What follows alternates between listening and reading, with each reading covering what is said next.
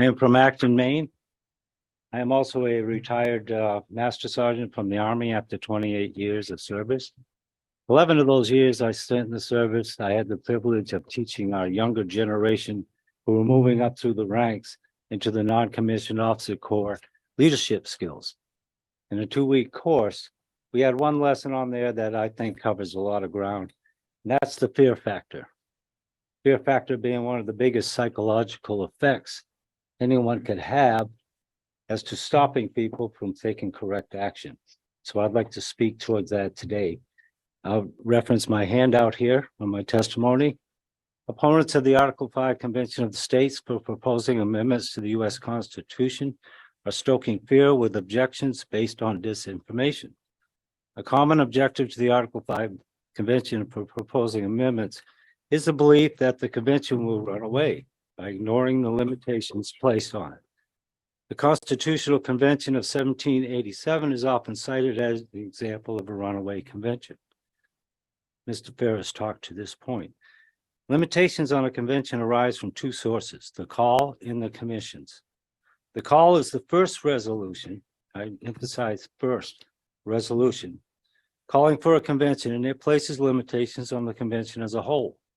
A commission is a set of instructions you, the state legislators, give to the representatives, commissioners, who could be more restrictive than the call.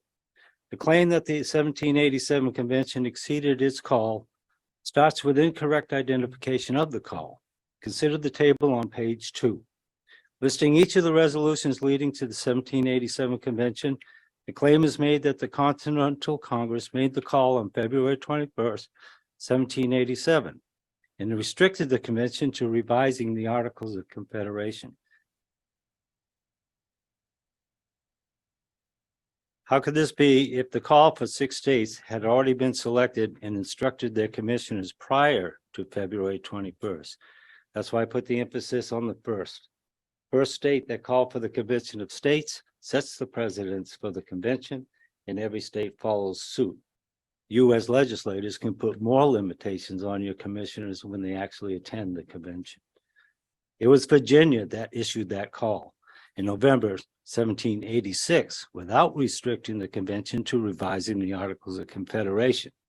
In other words, they gave it carte blanche to write the U.S. Constitution.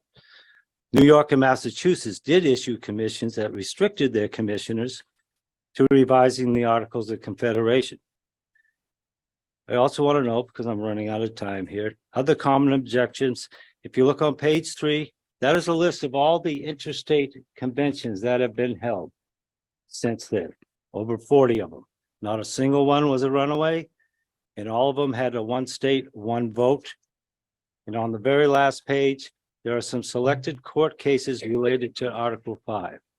What I was hoping to do here with my testimony is help dispel some of the rumors and the fear factor that's been going around about a runaway convention and the fact that this thing would actually get out of hand. It is virtually impossible for that to happen with 38 state legislations, hundreds, if not thousands of people having to agree on a runaway convention in order for that to happen.